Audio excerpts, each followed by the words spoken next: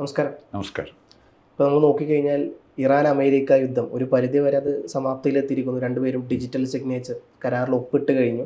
ഏകദേശം $3000 ബില്യൺ നഷ്ടപരിഹാരം അമേരിക്ക നൽകാമെന്ന് പറഞ്ഞിട്ടുണ്ട്. ഇന്നലെ ഇപ്പം ബില്യൺ ഡോളർ അതിനെ ഞാൻ പറഞ്ഞു, BILLON ബില്യൺ ഡോളർ. സോ ഇന്നലെ സിഗ്നേച്ചർ ഒപ്പിട്ടു, ഡിജിറ്റലായിട്ടാണ് ഒപ്പിട്ടുള്ളത്. അത് മാത്രമല്ല ഇന്നലെ G7 ഉച്ചകോടിയിൽ ഈ പറഞ്ഞ പോലെ അമേരിക്ക പറഞ്ഞത് ഞങ്ങളില്ലായിരുന്നു എന്നുണ്ടെങ്കിൽ ഇസ്രായേൽ തകർന്ന് തരിപ്പണമാവുമായിരുന്നു എന്നുള്ളത്. പക്ഷേ ഈ ഒരു സംഭവം നടക്കുമ്പോഴും ഇസ്രായേൽ മൗനം പാലിക്കുന്നുണ്ട്. പക്ഷെ മറുവശത്ത് നമ്മൾ നോക്കിക്കഴിഞ്ഞാൽ ഇറാൻ നമ്മൾ എങ്ങനെയാണോ അമേരിക്കയുമായിട്ട് പിടിച്ചു നിന്നത്, ഒരു പരിധി വരെ ഇറാൻ പിടിച്ചു നിന്നു. പക്ഷേ ഇന്ത്യയുടെ കാര്യം വരുമ്പോൾ ഇന്ത്യ പലപ്പോഴും നിശബ്ദത പാലിക്കുന്നുണ്ട്. ഇപ്പോൾ നമ്മളൊരു കപ്പൽ ഹോർമൂസിനവിടെ വെച്ചിങ്ങാണ്ട് അറ്റാക്ക് ചെയ്യപ്പെട്ടു, ഒമാൻ കടൽ തീരത്ത് വെച്ചിങ്ങാണ്ട് അറ്റാക്ക് ചെയ്യപ്പെട്ടു. ഏകദേശം 3ഓളം ആൾക്കാർ അതിൽ മരിച്ചു. നമുക്ക് ജസ്റ്റ് അതിൻ്റെ അംബാസഡറെ വിളിച്ച് നമ്മളെ പ്രതിഷേധം അറിയിക്കുക എന്നുള്ളതിനപ്പുറം ഇന്ത്യ ഒന്നും ചെയ്തിട്ടില്ല. മാത്രമല്ല ഇന്ത്യക്കെതിരെ 100% താരിഫ് ചുമത്തിയത് കണ്ടു. പിന്നീട് 125 ആക്കുന്നത് നമ്മൾ കണ്ടു. പിന്നെ അത് മാത്രമല്ല ക്രൂഡ് ഓയിൽ ഇന്ത്യ ആരിൽ നിന്ന് വാങ്ങണം എന്നുള്ളത് ഒരു അമേരിക്ക തീരുമാനിക്കുന്നു. മോദി അതിനെതിരെ ഒന്നും പറയുന്നില്ല. അവസാനം ഹോർമൂസ് കടലെടുക്ക് അടഞ്ഞു കിടന്നപ്പോൾ ഏറ്റവും അവസാനം അമേരിക്ക എന്നാൽ നിങ്ങൾ വാങ്ങിക്കോ, കുഴപ്പമില്ല, ഞങ്ങൾ പറയുമ്പോൾ നിർത്തിയാൽ മതി എന്ന് പറയുന്നു. വീണ്ടും ഇന്ത്യ പോയിട്ട് റഷ്യയുടെ കയ്യിൽ നിന്ന് ക്രൂഡ് ഓയിൽ വാങ്ങിക്കുന്നത് നമ്മൾ കണ്ടു. അപ്പോൾ അമേരിക്ക പറഞ്ഞാൽ എന്താണോ അത് അതേപോലെ ചെയ്യുന്ന ഇത് ഇന്ത്യയുടെ കുറ്റം എന്ന് ഞാൻ പറയുന്നില്ല. പക്ഷേ ഇന്ത്യ ഭരിക്കുന്ന നേതാക്കന്മാരുടെ കുറ്റം. ഇന്ത്യക്ക് എല്ലാ കാലത്തും ഇന്ത്യയുടേതായ ഒരു സ്വാതന്ത്ര്യം ഉണ്ടായിരുന്ന അഭിപ്രായമാണ്. ഇപ്പോൾ ഇന്ദിരാഗാന്ധിയുടെ കാലത്ത് തന്നെ അമേരിക്കക്കെതിരെ കൃത്യമായിട്ടുള്ള നിലപാട് ഇന്ത്യ പറഞ്ഞിട്ടുണ്ട്. അന്ന് പാകിസ്ഥാൻ യുദ്ധത്തിൽ അവർ നേരിട്ട് വരുന്നു, അമേരിക്കയുടെ 7ാം കപ്പൽപ്പട അയക്കും എന്നുള്ള തരത്തിലൊക്കെ വാർത്തകളുണ്ടായിരുന്നു. അപ്പോൾ അന്ന് പോലും ഇന്ത്യ ഭ്രാന്ത് പറഞ്ഞത് നിങ്ങൾക്ക് അയക്കാം, പക്ഷേ ഈ കടൽ തീരത്ത് വന്നിട്ട് നിങ്ങൾക്ക് തിരിച്ചു പോകണോ വേണ്ടേ എന്നുള്ളത് ഞാൻ തീരുമാനിക്കും എന്ന് പറഞ്ഞൊരു പ്രധാനമന്ത്രി നമുക്കുണ്ടായിരുന്നു. പക്ഷേ ഇപ്പോൾ സാഹചര്യങ്ങളെല്ലാം മാറി മറിഞ്ഞ പോലെയാണ്. കാരണം മോദി എല്ലാ വിഷയത്തിനും അമേരിക്കയുടെ വിഷയം വരുമ്പോൾ ഒരു കാലത്ത് മോദി പറഞ്ഞത് ട്രംപ് എൻ്റെ കൂട്ടുകാരൻ എന്നുള്ളതാണ്. ട്രംപിന് വേണ്ടിയിട്ട് വലിയൊരു സദസ്സ് വരെ ഗുജറാത്തിൽ നടത്തിയതാണ്. അപ്പോൾ അത്തരത്തിൽ വലിയ ബന്ധങ്ങളുള്ള ബായിയാണ് മോദിയും അതേപോലെ ട്രംപും. പക്ഷേ പലപ്പോഴും ട്രംപ് ഇന്ത്യയെ പച്ചക്ക് അവഹേളിക്കുന്ന കാര്യങ്ങൾ പറഞ്ഞിട്ടുണ്ട്. എവിടെ ചെന്നാലും ഇന്ത്യക്കാരാണ്, ആ രീതിയിൽ വരെ വംശാത്യ വരെ ആ രീതിയിൽ നമ്മൾ അത്രയും മോശമായ രീതിയിൽ പറഞ്ഞിട്ടുണ്ട് അവർ. പക്ഷേ ഇന്ത്യ ഇപ്പോഴും ഒരു കാര്യവും മിണ്ടുന്നില്ല. ഇന്ത്യ മിണ്ടുന്നില്ല എന്നല്ല, ഇന്ത്യൻ പ്രധാനമന്ത്രി ആ വിഷയത്തിൽ ഒരു കാര്യവും പറയുന്നില്ല. എന്തുകൊണ്ടായിരിക്കാം ഇന്ത്യ വല്ലാണ്ട് സൈലൻസ് ആവുന്നത്?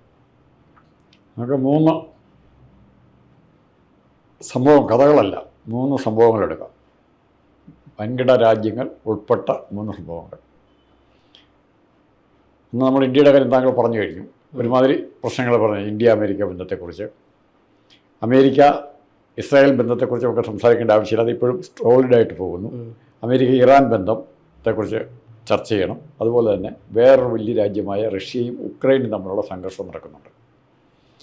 ഇപ്പം ശാക്തിക പരിഗണന വെച്ച് ഈ 3 രാജ്യങ്ങൾ, ഉക്രൈൻ, ഇറാൻ, ഇന്ത്യ, ഈ 3 രാജ്യങ്ങളിൽ ഏറ്റവും ശക്തമായ രാജ്യം ഇന്ത്യയാണ്. പോരാടാനുള്ള അംഗബലം, ആയുധബലം എല്ലാം ഉണ്ട്. പക്ഷെ മറിച്ച് ഇന്ത്യ പോരാടുന്ന മനസ്സല്ല കാണിക്കുന്നത്, വഴങ്ങിക്കൊടുക്കുന്ന, കീഴടങ്ങുന്നു എന്ന് പറയുന്നില്ലെങ്കിൽ പോലും വഴങ്ങിക്കൊടുക്കുന്ന മനസ്സാണ് കാണിക്കുന്നത്. അമേരിക്കയുടെ പ്രഷറിന് ഇന്ത്യ വഴങ്ങിക്കൊടുക്കുന്നു. എന്തുകൊണ്ടാണ് അങ്ങനെ ചെയ്യുന്നതെന്ന് ചോദിച്ചാൽ അറിയത്തില്ല. ആകെ നമുക്കറിയാവുന്ന അദാനിയെപ്പോലുള്ളവരുടെ ചില ബിസിനസ് ബന്ധങ്ങൾ അമേരിക്കയിലുണ്ടെന്നും അവരുടെ കേസുകൾ ഒഴിവാക്കി കിട്ടി എന്നുള്ള മാത്രമാണ് ഇന്ത്യക്ക് ഇപ്പോൾ കിട്ടിയിരിക്കുന്ന നേട്ടം. ഒരു ഇന്ത്യൻ പൗരൻ എന്നുള്ള രീതിയിൽ അദാനിക്ക് ആ നേട്ടം കിട്ടിയാൽ നമ്മൾ വോട്ടം വയ്ക്കാം. അതിന് മോഡിയുടെ സഹായം ഉണ്ടായിരുന്നു നമുക്ക്. പക്ഷേ എന്തുകൊണ്ട് ഇന്ത്യ ഇത്ര എണ്ണയെ മേടിക്കാവുള്ളൂ, അത് ഇന്ന വിലയ്ക്ക് ഇന്ന രാജ്യത്തു നിന്ന് മേടിക്കണം എന്ന് പറയുന്നത്? നാളെ ഭക്ഷണത്തിൻ്റെ കാര്യത്തിൽ വരികയില്ല, അമേരിക്കൻ ഗോതമ്പേ നമ്മൾ കഴിക്കാവുള്ളൂ എന്ന് പറഞ്ഞാൽ, അമേരിക്കൻ ഇറക്കുമതി ചെയ്ത ഗോതമ്പേ നമ്മൾ ഉപയോഗിക്കാവുള്ളൂ എന്ന് പറഞ്ഞാൽ എന്ത് ചെയ്യും? അല്ല, ഏറ്റവും കൂടുതൽ അമേരിക്കയിലേക്ക് ഇന്ന വിലയ്ക്ക് മീറ്റ് എക്സ്പോർട്ട് ചെയ്യണമെന്ന് പറഞ്ഞാൽ ഇപ്പോഴും അതിൻ്റെ ഒരു ഇൻഡയറക്റ്റ് പ്രഷർ അറിയണമെങ്കിൽ ഗോതമ്പ് നിരോധിച്ചിരിക്കുന്ന രാജ്യമാണെങ്കിലും ഉത്തർപ്രദേശ് ഉൾപ്പെടെയുള്ള സംസ്ഥാനങ്ങളിൽ നിന്ന് ഇപ്പോഴും പശുമാംസം അങ്ങോട്ട് കയറ്റി അയക്കുന്നുണ്ട്. അപ്പോൾ ഇത് എന്തുകൊണ്ട് ഈ സാംസ്കാരികമായി ചേർത്ത് നിൽപ്പിന് മോഡിക്ക് സാധിക്കുന്നില്ല എന്നുള്ളത് ആലോചിക്കേണ്ട കാര്യമാണ്. ഇപ്പം ഉക്രൈൻ, സെലൻസ്കി ഒരു വലിയ ഉദാഹരണം. അടിഞ്ഞ് ഇപ്പം തന്നെ തകർന്ന് ഇല്ലാതാകേണ്ട രാജ്യമായത് അല്ലേ? പക്ഷേ മറിച്ച് റഷ്യയോട് പിടിച്ചു നിൽക്കുകയാണ്. ഉക്രൈനെ സഹായിക്കാൻ ചെറിയ രാജ്യങ്ങളൊക്കെ ഉണ്ട്. ഇന്ത്യ, വിശ്വഗുരുവായ ഇന്ത്യ, ലോകം മുഴുവൻ ബഹുമാനിക്കുന്ന മോഡിയുടെ പ്രസംഗം കേട്ട് കഴിഞ്ഞാൽ ലോകം മുഴുവൻ ഇന്ത്യയുടെ ശബ്ദത്തിന് വേണ്ടി കാതോർത്തിരിക്കുകയാണ്. പക്ഷേ ആരും സഹായിക്കാൻ വരാത്ത ഇന്ത്യയെ ഒരു രാജ്യമെങ്കിലും ഇന്ത്യക്ക് അനുകൂലമായിട്ട് പറഞ്ഞോ, അമേരിക്കയോട് ചേർത്ത് നിൽക്കണം, പോരാടണമെന്ന് പറഞ്ഞോ? എന്തേ പറയാത്തത്? പാകിസ്ഥാനുമായിട്ടുള്ള പ്രശ്നം വന്നപ്പോൾ ഏത് രാജ്യം നമ്മളെ സഹായിക്കാനുണ്ടായിരുന്നു? മോഡി എല്ലാവരും സുഹൃത്താന്ന് പറയുന്നുണ്ട്. അല്ലെ, മോഡിയെ എല്ലാവരും ബഹുമാനിക്കുന്നു. ഇന്നലെ ഒരു രാജ്യത്തിന് അവാർഡ് കിട്ടുന്നുണ്ട്, രാജ്യത്തിൻ്റെ പേര് പറയുന്നത് കുഞ്ഞു രാജ്യമാണ്, ചെറിയ രാജ്യം. അത് വലിയ ഭയങ്കര സംഭവമായിട്ടാണ് പറയുന്നത്. ഓർക്കുന്നുണ്ടോ? ഒരു രാജ്യത്തിന് ഒരു മോഡിക്ക് ഒരു അവാർഡ് കിട്ടിയിട്ടുണ്ട്. രാജ്യത്തിൻ്റെ പേര് ഞാൻ ആദ്യമായിട്ടാണ് കേൾക്കുന്നത്. അത്തരം ചെറിയ ചെറിയ സംഭവങ്ങൾ ഏതെങ്കിലും സംഘടനകളിൽ നിന്നും ഇപ്പോൾ പിണറായി വിജയൻ പോയ പോലെ ആസ്ട്രേലിയയിൽ ചെന്ന് മെഡൽ മേടിച്ചെന്ന് പറയുന്നത് പോലെ മോഡി ഇഷ്ടം പോലെ അവാർഡുകൾ മേടിച്ച് കൂട്ടുന്നുണ്ട്, ലോക അവാർഡുകൾ.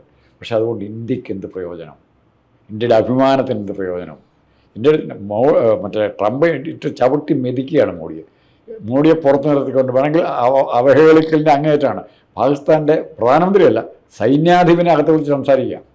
മോഡി പുറത്ത് ഇങ്ങനെ അപ്പോയിൻമെൻറ്റ് നോക്കി നിൽക്കുക. താഴെ വരെ കൊടുക്കുന്ന നമ്മൾ രാത്രി ഭക്ഷണം വരെ അദ്ദേഹത്തെ വിളിച്ച് ഒരുമിച്ചിരുന്ന പ്രശ്നം.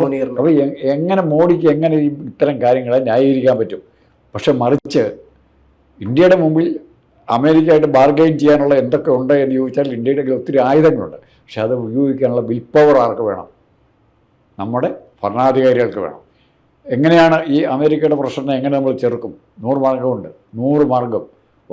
ആദ്യം മോഡി ഓർക്കേണ്ടത് ഗോൾവർക്കറും സവർക്കറും ഒന്നുമല്ല, മഹാത്മാഗാന്ധി എന്ന് പറയുന്ന മനുഷ്യൻ ഇന്ത്യ മഹാരാജ്യത്ത് ജീവിച്ചിരുന്നെന്നും അദ്ദേഹം കമ്മ്യൂണിക്കേഷനും ആയുധങ്ങളും ഒന്നുമില്ലാത്ത കാലത്ത് എങ്ങനെയാണ് ഇന്ത്യക്കാരൻ്റെ ആത്മാഭിമാനം ഉയർത്തിയെന്ന് മോഡി ആദ്യം പഠിക്കണം. മോഡി ഇതെല്ലാം മാറ്റി വെച്ചിട്ട് സവർക്കറേയും ഗാന്ധിയെക്കുറിച്ച് പഠിക്കുക. ഒരു വർഷം അല്ലെ 6 മാസം പഠിക്കുക. എന്നിട്ട് തീരുമാനിക്കുക ഇന്ത്യയെ എങ്ങനെ രക്ഷപ്പെടുത്താവുന്നു. അത് മാത്രമേ മാർഗമുള്ളൂ. ഗാന്ധി ഇപ്പോൾ ഉദാഹരണത്തിന് അമേരിക്ക, ഇപ്പോൾ താങ്കൾ തന്നെ ചോദിക്കും, പേഴ്സണലായിട്ട് ചോദിക്കാം, അമേരിക്കയിൽ നിന്ന് ഇറക്കുമതി ചെയ്യുന്ന എന്ത് സാധനം ഇന്ത്യക്ക് ആവശ്യമുണ്ട്? താങ്കൾക്ക് ആവശ്യമുണ്ട്, ഇന്ത്യക്ക് ആവശ്യമുള്ള, താങ്കൾക്ക് ആവശ്യമുണ്ട്. അത്യാവശ്യമുള്ള സാധനം പറയാമോ? നാളെ നിങ്ങളുടെ ജീവിതം വഴിമുട്ടുന്ന അമേരിക്കൻ ജീവിതത്തിന് എസൻഷ്യലായ എന്ത് വസ്തുവുണ്ട് അമേരിക്കൻ ഇറക്കുമതി ചെയ്യുന്നത്? അമേരിക്കയുടെ കയ്യിൽ അങ്ങനെ പ്രത്യേകിച്ച് സാധനങ്ങൾ നമുക്ക് പറയാമല്ലോ. ഇപ്പോൾ കാര്യമായിട്ട് നമ്മൾ ഇറക്കുമതി ചെയ്യുന്നത് സോയാബീൻ, അതേപോലെ തന്നെ ഗോതമ്പ്, ഇതുപോലത്തെ കാര്യങ്ങളൊക്കെയാണ്. അല്ല, കൃഷിയുടെ കാര്യത്തിൽ ഇന്ത്യ ഭക്ഷണം, വസ്ത്രം, കുടിവെള്ളം, ഈ 3 കാര്യങ്ങളിൽ ഇന്ത്യ ഇൻഡിപെൻഡൻ്റ് ആണ്. ഇന്ത്യ ഒരു എക്സ്പോർട്ട് ഓറിയൻറ്റഡ് രാജ്യമല്ല, കയറ്റുമതി ചെയ്ത് ജീവിക്കേണ്ട രാജ്യമല്ല ഇന്ത്യ. പക്ഷെ മറിച്ച് ഇന്ത്യക്ക് കുറച്ചൊക്കെ ഇറക്കുമതി ചെയ്യേണ്ടി വരുന്നുണ്ടായി. അമേരിക്കൻ അത്യാവശ്യമുള്ള അമേരിക്ക അവിടെയുള്ള എല്ലാ ഇറക്കുമതി ഇങ്ങോട്ട് നിർത്തിയാൽ ഇന്ത്യക്കാരൻ ചാവുമോ? അമേരിക്ക ആത്മഹത്യ ചെയ്യുമോ? അതാണ് ചോദ്യം. ആത്മഹത്യ ചെയ്യേണ്ടി വരുമോ? ഗാന്ധിയുടെ പോളിസി അതായിരുന്നു. നീ എന്നാ ഇവിടെ കൊണ്ടുവന്നു, ഇത് വേണ്ട, ഞങ്ങൾക്ക് ഇവിടെ കൊണ്ട് ബോംബെ തുറമുഖത്ത് കൊണ്ട് ഇറക്കിക്കോ. ജനം മേടിക്കുന്നില്ലെങ്കിൽ, ജനം അത് ഉപയോഗിക്കുന്നില്ലെങ്കിൽ, അമേരിക്കൻ ഉൽപ്പന്നങ്ങൾ ഇന്ത്യ ബഹിഷ്കരിച്ചാൽ എന്തായിരിക്കും അമേരിക്കയുടെ സാമ്പത്തിക സ്ഥിതി? അപ്പോൾ ഉടനെ പറയും ഇന്ത്യക്കാർ അവിടെ അമേരിക്കയിലുണ്ടെന്ന് പറയും. അവർ തിരിച്ചു പോന്നാൽ അമേരിക്കയുടെ ആ ജോബ് വേക്കൻസികൾ ആര് ഫില്ല് ചെയ്യുമെന്ന് വിചാരിച്ച്? അപ്പോൾ ഇന്ത്യയുടെ മാൻ പവറിനെയും ഇന്ത്യയുടെ ഈ തിരസ്കരിക്കാനുള്ള മനസ്സുണ്ട് ഇന്ത്യക്ക്, വേണ്ട എന്ന് വെക്കാനുള്ള മനസ്സുണ്ട് ഇന്ത്യക്ക്. ആ മനസ്സിനെ കൂടെ ഉപയോഗപ്പെടുത്തണം. ഗാന്ധി അതാ ഉപയോഗപ്പെടുത്തിയേ. എൻ്റെ വസ്തു എനിക്ക് വേണ്ട, നീ കൊണ്ടുവന്നു. നീ ടെക്സ്റ്റൈൽസ് എന്ത് വേണേൽ കൊണ്ടുവന്നു. ലണ്ടനിലെ മില്ലിൽ നിന്നുള്ള ടെക്സ്റ്റൈൽസ് കൊണ്ടുവന്നു. ഇവിടുത്തെ താഴെക്കടയിലുള്ള ഗ്രാമപ്രദേശത്തെ കൈത്തറി തുടങ്ങിയ വസ്ത്രങ്ങൾ ഞങ്ങൾ കഴിച്ചോളാവുന്നേ. നിങ്ങളവിടെ കൊണ്ട് ഇറക്കുമ്പോൾ മേടിക്കാൻ ആരുമില്ല. ആ സ്ഥിതി ഉണ്ടാക്കണമെങ്കിൽ പൊളിറ്റിക്കൽ ലീഡർഷിപ്പിൽ, അല്ലെങ്കിൽ നമ്മുടെ ഭരണാധികാരികളിൽ ഇവിടുത്തെ സാധാരണ ജനങ്ങൾക്ക് വിശ്വാസം ഉണ്ടാകും. നാളെ തൊട്ട് അമേരിക്കയുടെ നമുക്ക് ബഹിഷ്കരിക്കാൻ പോലും ഒന്നുമില്ല, ആലോചിക്കും. പിന്നെ പറയാൻ പറ്റുന്ന ഫാർമ പോലും അതിനകത്ത് 10 രൂപ വിലയുള്ള ഗുളികയ്ക്കായിരിക്കും ഇവിടെ 1000 രൂപയ്ക്ക് നമ്മൾ മേടിക്കുന്നത്. അവർക്ക് അമേരിക്കയിൽ നിന്നും മെഡിസിൻ ഇങ്ങോട്ട് ഇറക്കുമതി ചെയ്യുന്നില്ലെങ്കിൽ, അല്ലെങ്കിൽ മെഡിക്കൽ എക്യുപ്മെൻറ്റ്സ് ഇങ്ങോട്ട് ഇറക്കുമതി ചെയ്യുന്നില്ലെങ്കിൽ എന്ത് സംഭവിക്കും? അവർക്കാണ് നഷ്ടം. അവിടുത്തെ ഫാർമ കമ്പനികൾ കോടാനുകൂടി ലാഭം ഉണ്ടാക്കുന്ന ഫാർമ കമ്പനികൾ പൂട്ടേണ്ടി വരും, അല്ലേ? കാരണം നമ്മളെ മേജർ കൺസ്യൂമറാണ് നമ്മൾ. കൺസ്യൂമർക്ക് ഒരു സ്ട്രെങ്ത് ഉണ്ട്. വേണമെങ്കിൽ വേണ്ടെന്ന് വെക്കാനുള്ള മനസ്സുള്ള കൺസ്യൂമറിൻ്റെ മുമ്പിൽ പ്രൊഡ്യൂസർ തലമുനിക്കേണ്ടി വരും. ഇപ്പം നമ്മൾ പറമ്പിൽ 1000 തേങ്ങ കൂട്ടിയിട്ടിരിക്കുകയാണ്, നല്ല വില കിട്ടുന്നു. നമ്മളങ്ങോട്ട് അത്യാഗ്രഹം മൂത്തത് കൂടുതൽ വില കിട്ടണമെന്ന് പറഞ്ഞാൽ ആരും മേടിക്കാൻ വന്നില്ലെങ്കിൽ സെയിം സിറ്റുവേഷൻ ഗൾഫിലുണ്ടാവും. ഇപ്പോൾ എഥനോളിന് ഇന്നലെ നമ്മൾ നമ്മൾ പറയും, എഥനോളിൻ്റെ ഉൽപ്പാദനം ഇവിടെ കൂടിക്കഴിഞ്ഞാൽ ഗൾഫിലെ എക്കണോമി അവിടെ ബുദ്ധിമുട്ടും. കാരണം നമുക്ക് പെട്രോൾ ഇറക്കുമതി ചെയ്യേണ്ടി, ക്രൂഡ് ഓയിൽ ഇറക്കുമതി ചെയ്യേണ്ടി വരില്ല. അത്തരം റെസിസ്റ്റൻസിനുള്ള മാർഗം ലോകത്തിന് പഠിപ്പിച്ചു കൊടുത്ത രാജ്യമാണ് ഇന്ത്യ. ലോകത്തിന് ആ മാർഗം ഉപയോഗിക്കാൻ മോഡിക്ക് മടിയെന്താ? അപകർഷതാബോധം. ഞാൻ നെഹ്റുവിനേക്കാൾ വലുതാണ്, അല്ല ഞാൻ ഗാന്ധിയേക്കാൾ വലുതാണെന്ന് ലോകത്തോട് കാണിക്കാൻ. അല്ല ഗാന്ധി ഭീരുവായിരുന്നു.